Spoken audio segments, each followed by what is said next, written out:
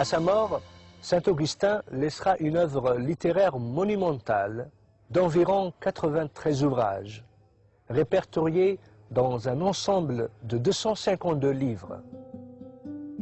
La joie, c'est le fait que l'homme connaisse la vérité. Augustin a donné l'occasion à tous ceux d'Afrique du Nord de le réaliser. Il était en Algérie et ensuite il est allé à Carthage pour enseigner la rhétorique. Dans toutes les étapes de sa vie, il disait que la vérité est disponible pour tout le monde. Connaître le Seigneur, c'est cela la vérité que chacun doit rechercher. Ensuite, il dit quelque chose de très important, le fait que le bonheur est de vivre en harmonie avec ce qui relève de son être intérieur. Où se trouve la sagesse? La sagesse est à l'intérieur de soi. La sagesse se trouve dans l'être profond intérieur. L'homme doit rechercher la vérité à l'intérieur de lui-même et non pas à l'extérieur. Saint Augustin a sans doute été l'un des plus illustres représentants de la chrétienté dans l'Antiquité.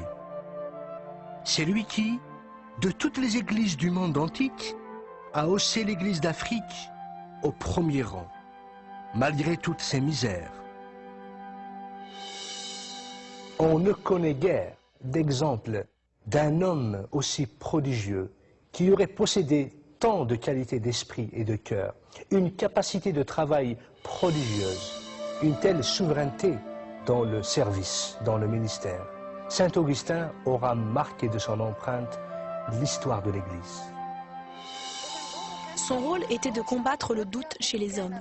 Il voulait leur dire que la vérité existe. Contrairement à ce que disaient les néoplatoniciens qui pensaient que ce ne servait à rien de connaître la vérité et que personne ne pourra la découvrir.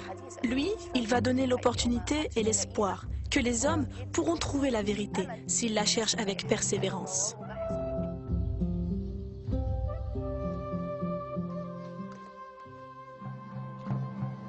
Pendant des millénaires, les Berbères ont joué un rôle critique sur la scène de l'histoire. Ils ont été capables de survivre et même prospérer, aussi bien sur leur propre terre que dans de lointains pays étrangers.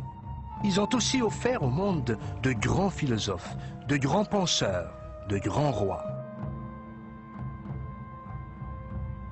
Cependant, la contribution des Berbères aux pages de l'histoire de l'humanité ne serait complète sans la mention d'une personnalité dont la renommée dépassera le nord du continent africain.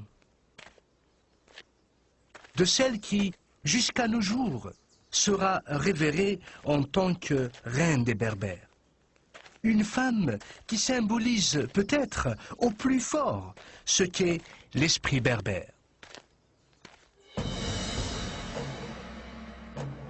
Aux yeux de son peuple, elle est Dihia. Pour ses ennemis, elle est la Kahina, ou la prêtresse, à craindre et à respecter. Preuve en est. Les envahisseurs arabes qui commençaient à se rapprocher venant de l'Est ont compris que l'Afrique du Nord ne tomberait pas entre leurs mains qu'à la défaite d'un ennemi aussi redoutable.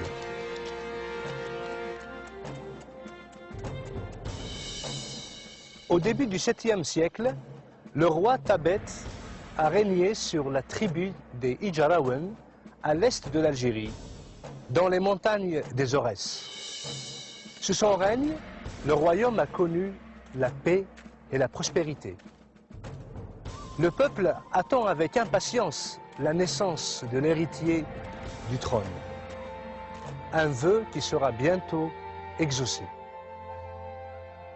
Malheureusement, l'apparition d'une nouvelle vie en cause la perte d'une autre. La reine vient de mourir en accouchant. Le roi apprend qu'il est le père d'une petite fille, mais qu'il a aussi perdu sa bien-aimée. En portant ce bébé si délicat entre ses bras, il ne pouvait pas connaître le rôle crucial qu'allait jouer cette princesse dans l'histoire de son peuple. Dihia reçoit une éducation digne des plus grands princes. Douée d'une grande intelligence, elle apprend à monter à cheval et à combattre. Tous les membres de la tribu savent qu'elle pourra facilement devenir une adversaire redoutable dans les batailles. Bientôt, elle connaît chaque coin, chaque arbre du massif de l'Aurès, une qualité qui lui sera très utile lorsqu'elle sera devenue une guerrière redoutée.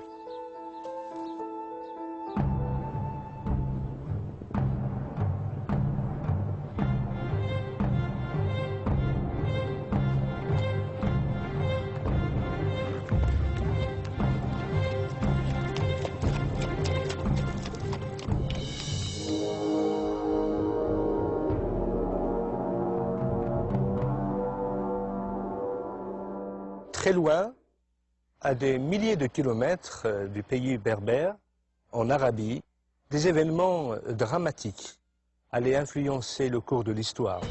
Ils influenceront bien sûr le destin de la princesse Dihya.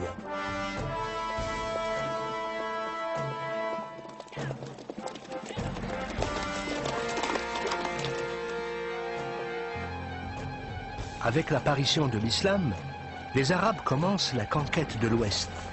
Vers la fin du 7e siècle, les premiers guerriers arabes arrivent en Afrique du Nord. L'Égypte d'abord tombe entre leurs mains, puis la Libye, suivie de la Tunisie. Le calife Muawiyah va alors envoyer son lieutenant, Uqba ibn Nafa, en terre d'Ifriqiya. C'est Uqba ibn Nafa qui va fonder Qayrawan, la première ville musulmane en Afrique du Nord. La ville de Kairouan étant édifiée, elle servira en quelque sorte de tête de pont pour les armées arabes en Afrique du Nord. Les armées byzantines étant disséminées le long de la côte de la Méditerranée, Uqba ibn Nafa préféra pour atteindre le pays traverser les hauts plateaux. Sauf que il fera face à une résistance farouche de la part des Berbères. Cette résistance est dirigée par Koseila, un chef berbère qui règne sur la tribu des Irawibn. Après de nombreux combats qu'il perdra, Uqba tombe en disgrâce et retourne en Arabie.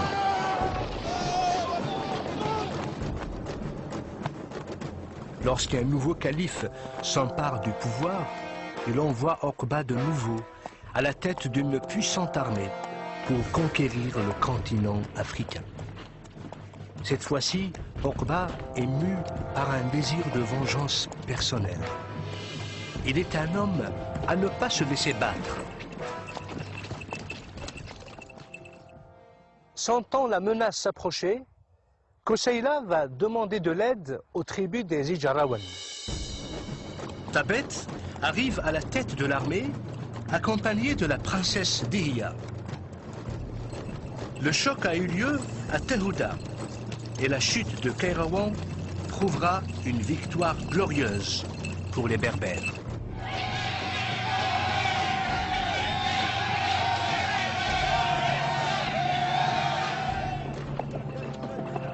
Mais l'armée arabe attaque de nouveau, sous Zuhair. Koseila et Dihya se battent farouchement à la tête de leur armée.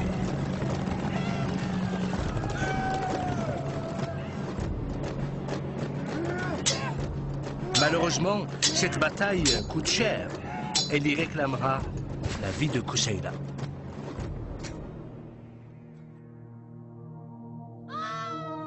Comprenant que leur chef est mort, les cavaliers se rallient autour de Dihya.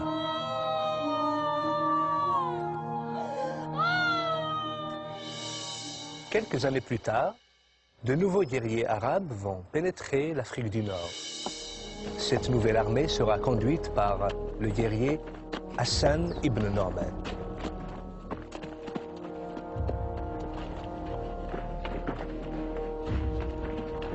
Les armées arabes vont reprendre la ville de Kairouan.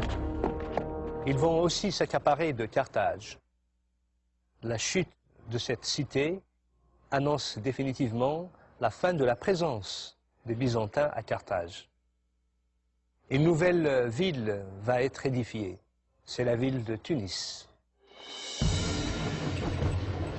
Maître de la côte, Naaman porte ses regards vers l'intérieur du pays, sur lequel règne une guerrière redoutable.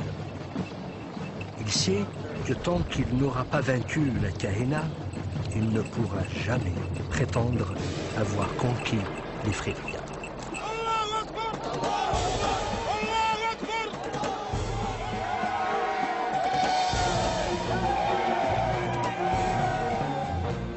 Il se dirige donc avec son armée vers l'Orès.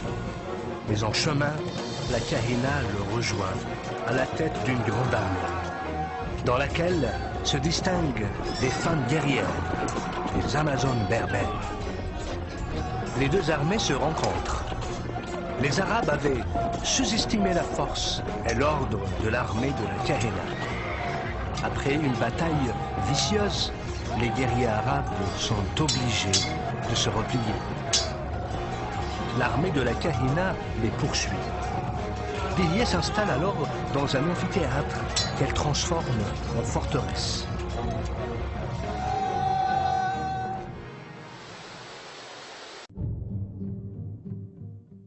Finalement, Sheshanq a noué des liens commerciaux étroits avec la cité phénicienne de Byblos.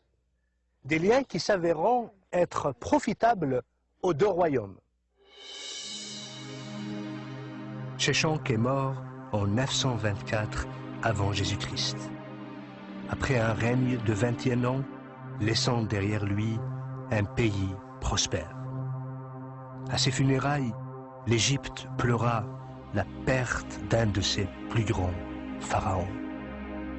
Son fils Osorkon lui a succédé. Plusieurs autres rois ont honoré sa mémoire en adoptant son nom. On se souviendra toujours de Sheshanq comme étant le roi qui a aidé l'Égypte à retrouver sa gloire et sa stabilité.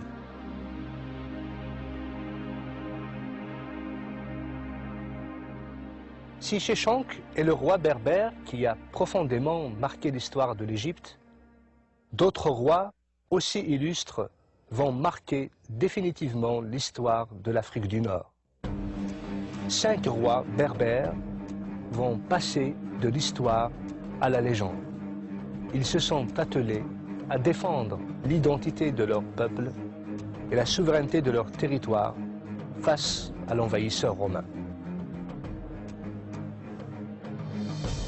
Massinissa, Jugurtha, Juba I, Juba II et Ptolémée, roi de Mauritanie, vont profondément marquer l'histoire de la Berbérie. Deux parmi eux se distingueront d'une manière particulière par leurs qualités exceptionnelles, par leur courage et leur probité. L'un d'eux s'est surpassé dans le combat et les conquêtes militaires. L'autre va se distinguer en promouvant la renaissance des arts et des lettres. Le premier est un homme de guerre, le second un homme de paix. Pourtant, ça sera l'œuvre du premier qui aura permis au second de propulser le royaume de Numidie vers l'apogée de sa gloire.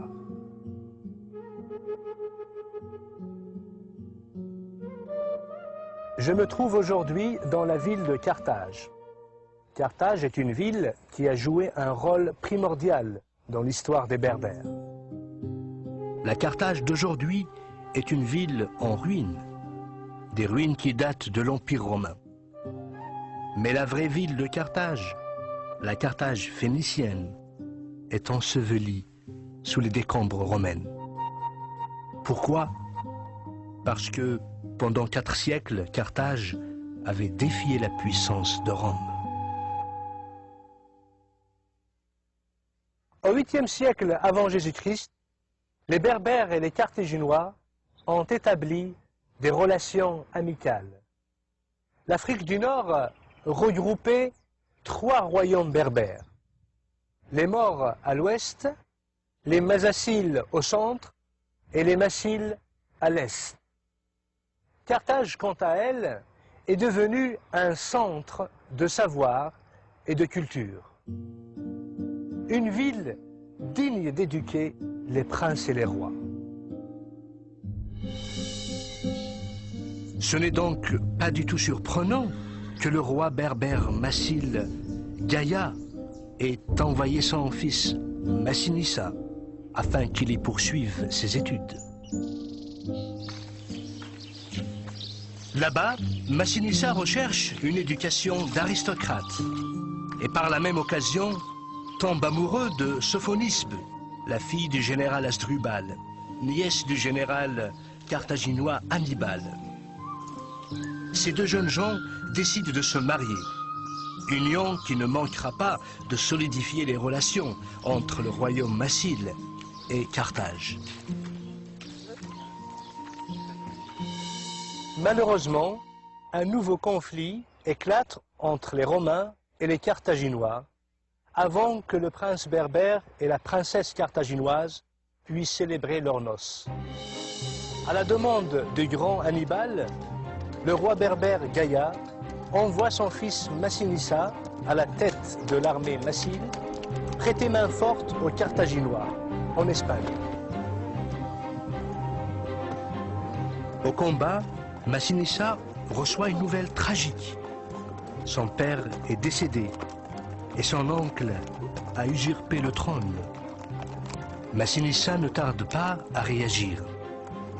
Il débarque immédiatement dans le pays des morts, dont le souverain lui fournit une escorte de 4000 cavaliers. Coup de théâtre. L'oncle de Massinissa, à son tour, meurt. Son fils, Lacumacès, lui succède. Trop jeune pour le trône, son tuteur Mazétul va prendre à charge les affaires de l'État. Il va ainsi demander renfort à Syphax, le roi des Masasyles, ennemi juré de Gaya. À la première bataille contre l'armée de Lacumacès, Massinissa est vainqueur. Il va accorder la grâce à Lacumacès.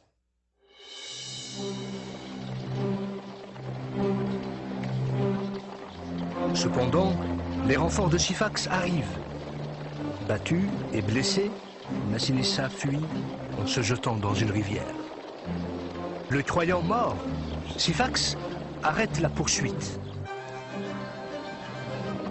À peine rétabli, Massinissa repart à la conquête de son royaume. En apprenant que le roi est toujours vivant, les Berbères s'unissent à lui. Déçu par l'indifférence des Carthaginois à la mort de son père et craignant pour le sort de son peuple, Massinissa décide de tourner le dos à des siècles de conflits avec Rome et il lui tend la main. Dans un acte de vengeance, Syphax rentre alors à Carthage et obtient la main de la princesse Sophonobie. Finalement, en 203 avant Jésus-Christ, Massinissa finit par vaincre et capturer Syphax. Il s'empresse aussitôt de se rendre à Cirta, où il retrouve sa bien-aimée. Il lui promet de la sauvegarder du sort réservé aux prisonniers des Romains. Pour ce faire, il décide de l'épouser. Cependant, le général romain Scipion ne fléchit pas. La reine Massaécile doit être remise aux Romains. Fidèle à sa promesse, Massinissa lui ramène alors un breuvage empoisonné qu'elle n'hésite pas à boire.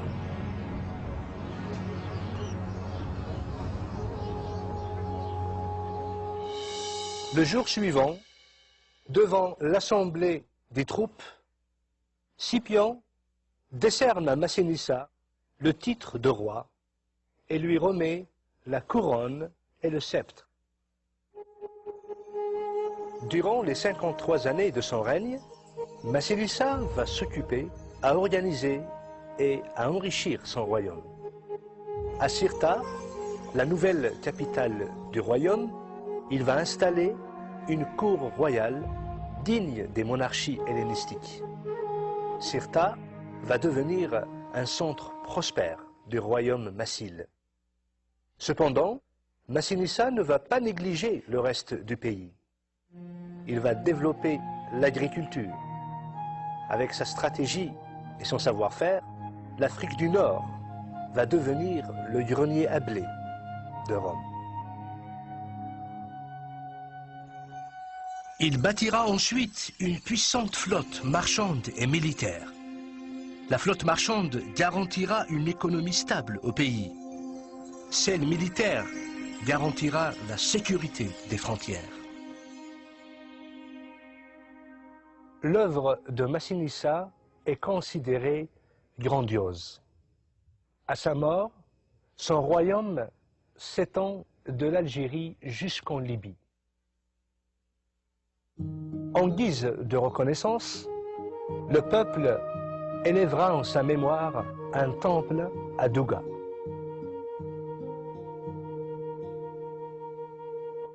Le choix de Massinissa s'est révélé judicieux. Au printemps de l'année 146 avant Jésus-Christ, après sa victoire finale contre Carthage, Rome s'est installée en Afrique. Sur les ordres de Scipion, Carthage, la ville la plus prestigieuse d'Afrique du Nord, a été complètement détruite. Ses murs rasés, sa population exterminée, son héritage effacé à jamais. Déclaré par les Romains, interdit aux hommes pour l'éternité. Cependant, l'essence de Carthage ne mourra pas. C'est pourquoi les Romains ont décidé d'annexer les territoires qu'elle dominait. C'est ainsi que Rome va prendre possession de ces terres fertiles pour y implanter des colonies.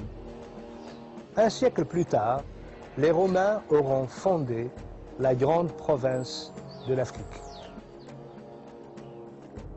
Si l'histoire se souviendra toujours de Massinissa comme étant guerrier et roi légendaire qui a apporté à son peuple la stabilité et la prospérité, Juba II, lui, sera reconnu comme étant le roi berbère qui a donné à son peuple son âge d'or.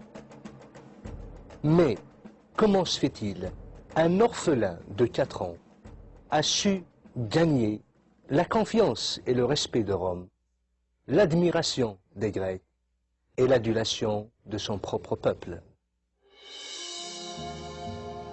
C'est à la mort prématurée de Juba I, roi de Numidie, que Jules César rentre à Rome avec le jeune prince Juba II et charge sa nièce Octavie de l'élever.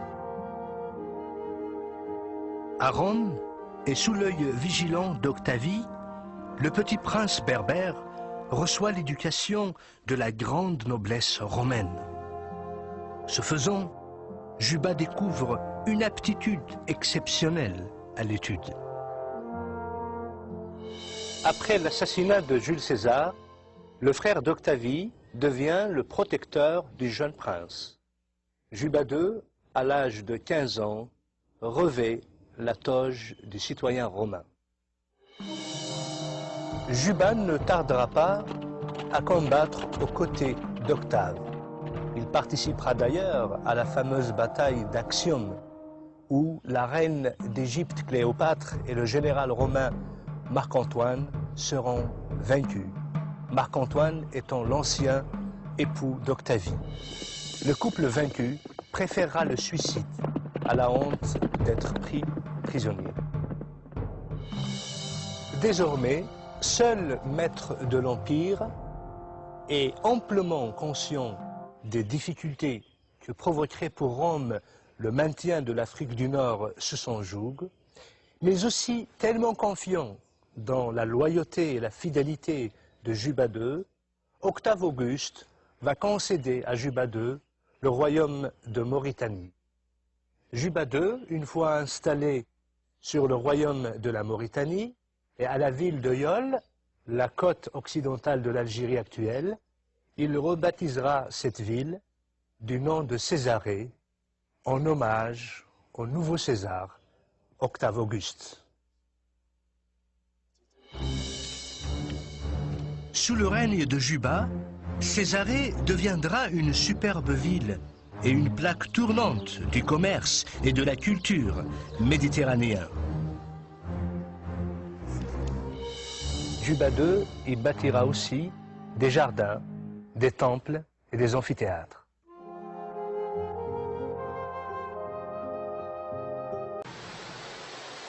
Cependant, l'armée arabe ne va pas tarder à revenir. Alors Kahina décide de mettre le pays à sac en poursuivant ce que l'on appelle une politique de terre brûlée, espérant ainsi que les Arabes la laisseraient tranquille. Ce que Kahina ne réalisait pas, c'est que l'ennemi n'avait pas uniquement pour objectif la conquête territoriale. Fatigué et mécontent, le peuple conteste ce qu'elle a fait. C'est alors que Hassan décide d'attaquer. Voyant que l'armée arabe est aux portes de la forteresse, Kahina demande aux tribus de se joindre à elle. Mais elle ne jouit plus autant du soutien de ses alliés. Et bon nombre de tribus refusent de s'unir à elle. La reine résiste pendant 2 semaines aux troupes qui attaquent la forteresse. Mais elle réalise qu'elle ne pourra pas tenir plus longtemps. Elle prend alors une décision. Elle ne veut plus que ses fidèles compagnons perdent leur vie pour une cause perdue. Voyant qu'ils sont à bout, elle leur demande de baisser les armes. Les guerriers berbères ne veulent pas se rendre et refusent que leur reine se sacrifie pour eux. Néanmoins, avec la même obstination qui l'a poussé à combattre les armées arabes pendant des années, d'abord aux côtés de son père, par la suite aux côtés de Kousseïla, et finalement seule, elle réalise et comprend la nécessité du sacrifice. Dihya quitte seule la forteresse au petit matin, pour aller une dernière fois fouler le sol de son cher pays. Elle y trouve un puits pour y étancher sa soif.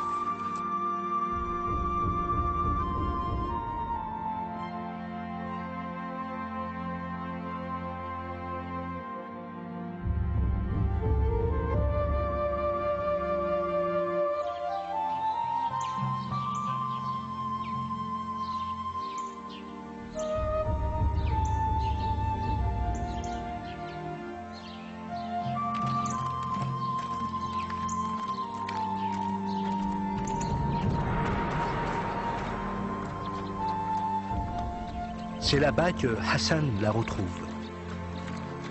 La Kahina, reine des Berbères, qu'il avait combattue plus farouchement que n'importe lequel de ses adversaires.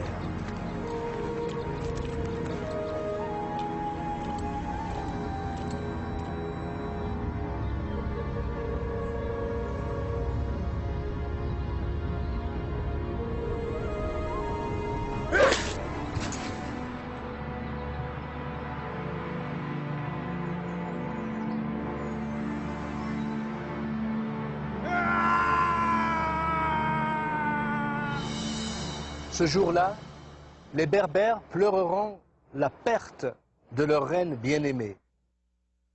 Ils avaient compris qu'avec la mort de Dihya, ils avaient perdu une femme de grande valeur, un vaillant chef, une femme dont le courage n'a d'égal que son cœur.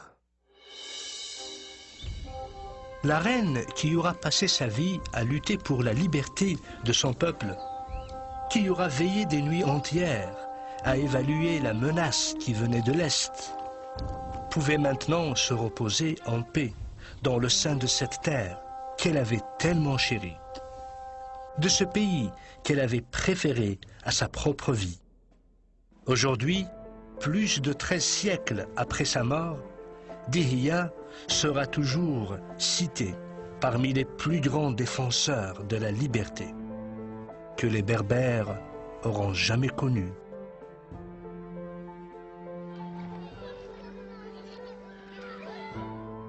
malgré la victoire finale des Arabes, l'héritage de Dihya demeure vivant jusqu'à nos jours. Héritage qui s'exprime par la survie même du peuple berbère. Son désir persistant de maintenir son identité et sa culture. Sa langue, unique au monde. Ses symboles, ses dessins. Par tout ce qui fait de lui le peuple berbère. En émigrant dans un pays étranger, ils ont été facteurs de prospérité à la civilisation égyptienne. À travers la bravoure et les brillants stratagèmes de leur roi légendaire, ils ont survécu les terribles conséquences des guerres puniques, suivies de siècles de domination romaine. À la cause chrétienne, ils ont offert nombre de martyrs, sans pour autant abandonner leur foi. Sous la conduite d'une grande reine, ils se sont imposés comme un barrage de taille à l'envahisseur arabe. Kabyle, Chaoui, Mouzabite, Touareg, Chlah, Souss, Rifi, Chenois, Nfoussa, Djerbi, Zarawa, Sioui et Canari, que ce soit en Algérie, au Maroc, en Tunisie, en Libye et partout dans le Sahara d'Afrique, et même jusqu'aux îles Canaries. Les Berbères demeurent la preuve que les siècles et les millénaires ne pourront effacer une réalité primordiale. Le fait que les Berbères sont et demeureront toujours des hommes libres, immésérables.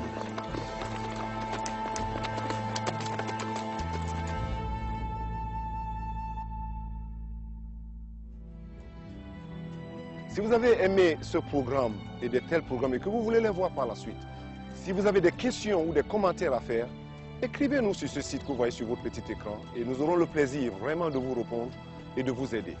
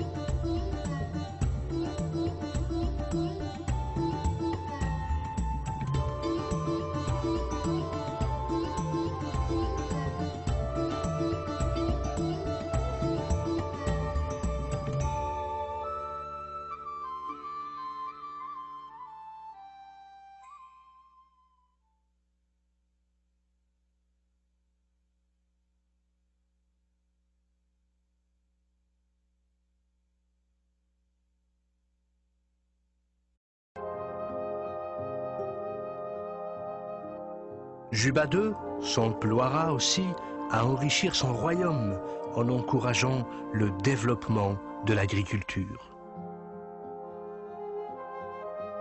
La Mauritanie ne tardera pas à devenir un véritable grenier à blé en fournissant les 2/3 des besoins en blé de Rome, ce qui lui apportera aussi de considérables revenus.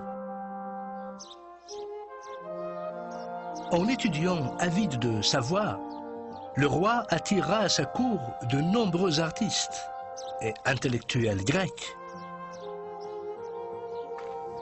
tandis que les uns lui orneront le palais de superbes sculptures, les autres lui vendront des manuscrits rares collectés dans le monde entier.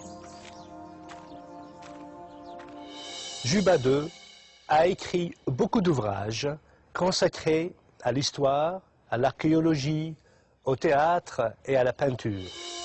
À l'instar des Grecs qui, en guise d'admiration, ont placé son buste à la bibliothèque d'Athènes, nous aussi, nous ne pouvons que rendre hommage à ce grand roi berbère pour sa curiosité intellectuelle.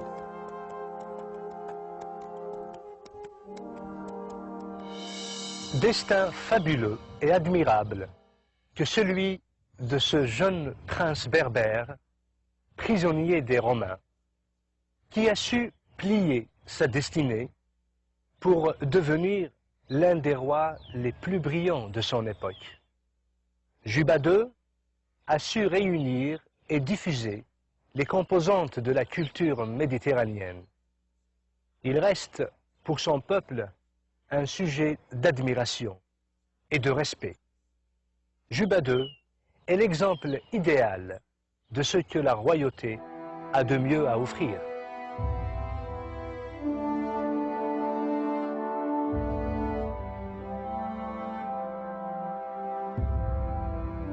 Avec la présence romaine en Afrique du Nord, le christianisme atteint les populations berbères pour jouer un rôle majeur dans leur histoire.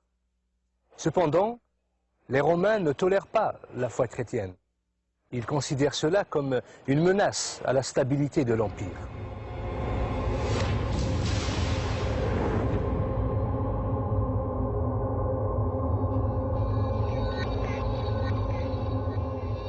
La croyance en la foi chrétienne coûtait cher aux Berbères.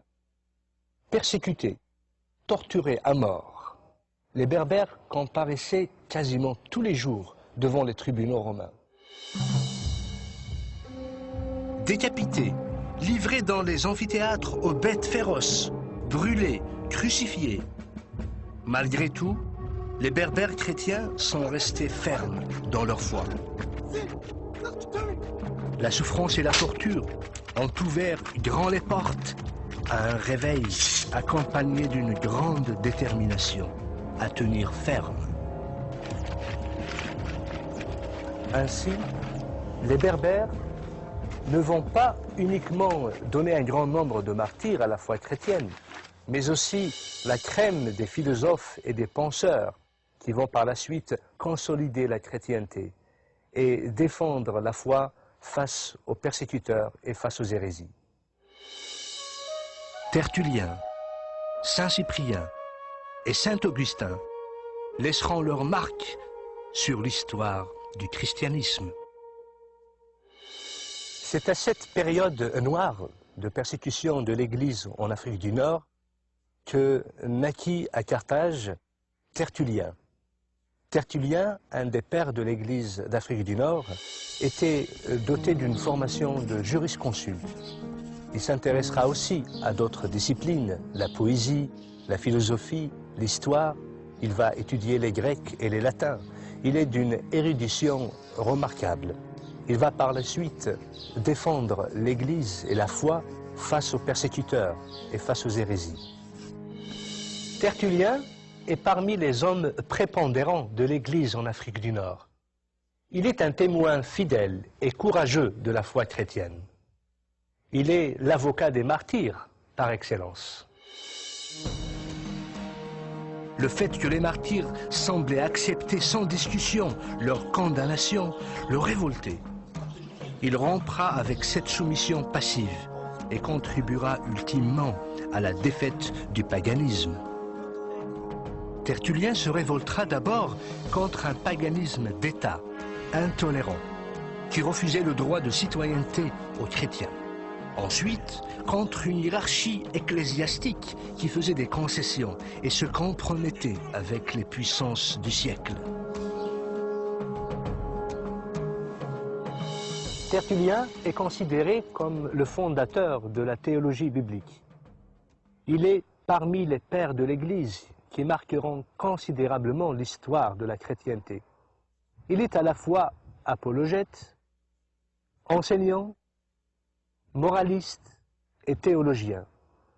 Tertullien est considéré aussi comme le champion de la défense de la chrétienté. À sa suite viendra Cyprien. Lui, il va s'atteler au sujet de l'unité de l'Église.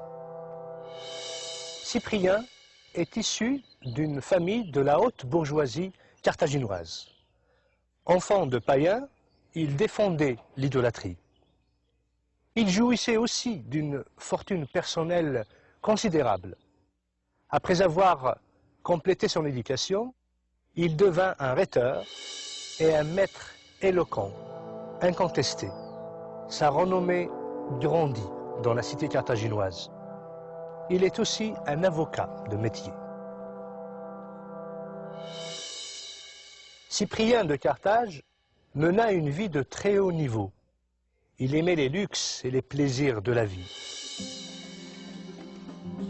Il entretenait des relations d'amitié avec la plupart des notables de Carthage, avec lesquels il gardera fidélité pour longtemps. Ce rhéteur remarquable, très riche et mondain dans sa vie, ne finira pas d'étonner la haute société carthaginoise lorsqu'il se convertit au christianisme.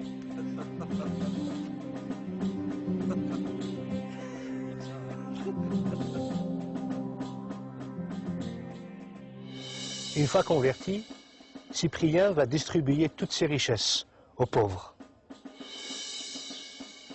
Dans un de ses traités, Saint Cyprien explique sa conversion. J'errais à l'aveugle dans les ténèbres de la nuit. Je flottais à la dérive, ignorant de ma vie, étranger à la vérité et à la lumière. Cyprien est élu évêque de l'église de Carthage. Il prendra ainsi la charge de l'église et occupera une place de prééminence dans l'ensemble de l'église d'Afrique.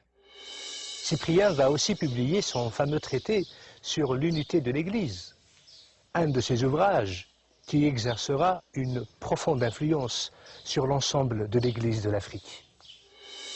En 258, Cyprien, évêque de Carthage, sera arrêté et condamné à mort. Un nouveau nom s'ajoutera à la liste des martyrs de l'Église.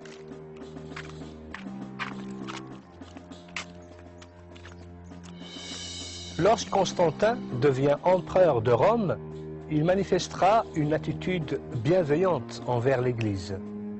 Ainsi, la religion chrétienne, devenue officiellement une religion de l'Empire, reconnue, la persécution envers les chrétiens va cesser.